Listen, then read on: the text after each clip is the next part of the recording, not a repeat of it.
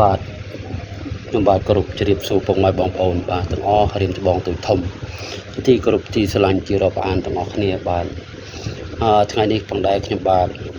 មានអង្គពុជខ្មុំ3អង្គពុកម៉ែបងប្អូនបាទ3អង្គបាទគឺសាច់របស់លោកចាស់ល្អហើយក៏គេຂະຫນາດបន្តោងដែលស្អាតបាទនេះប្រភេទຂະຫນາດទូទីពុកម៉ែបងប្អូនបាទវាស្រោបហើយបន្តោងពិតជាស្អាតមកពុកម៉ែបងប្អូនបាទ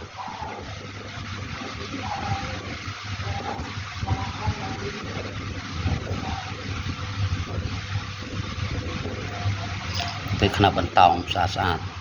តូចច្រឡឹងស្រោបជាបន្តោងទៅមកស្អាតមកពុកម៉ែបងប្អូនបាទ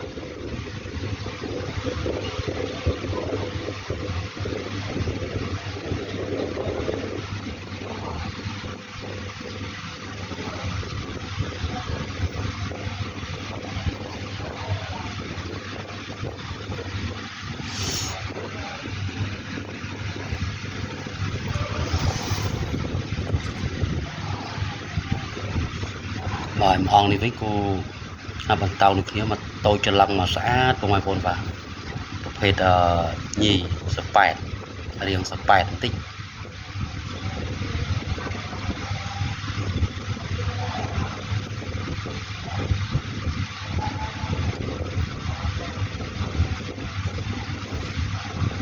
ប៉ិនម្រាមដៃពុកម៉ែប៉ិនម្រាមដៃមួយថ្នាំងដៃកន្លះសាច់ស្អាតដល់ពុកម៉ែបងប្អូនបាទ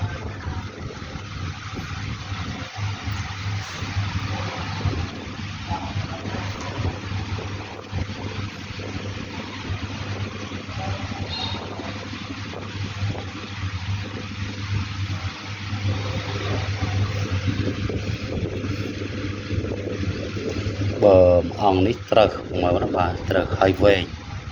ហើយមូលធម្មជាតិរបស់លោកគឺមកបែបហ្នឹងឯងបាទធម្មជាតិរបស់លោកគឺមកបែបហ្នឹងស្អាតដោយ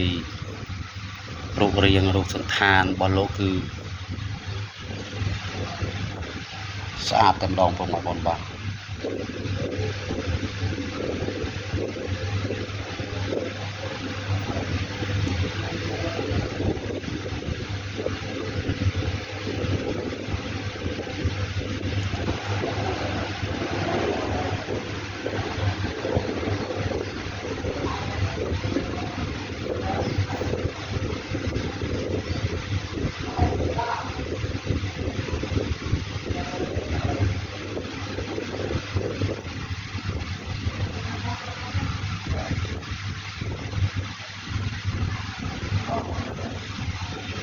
បាទស្អាតម្អងនេះ3អង្គនេះស្អាតទាំងអស់ពុកម៉ែបងប្អូនបាទម្អងនេះរឹតតែពិសេសស្អាតមែនតើ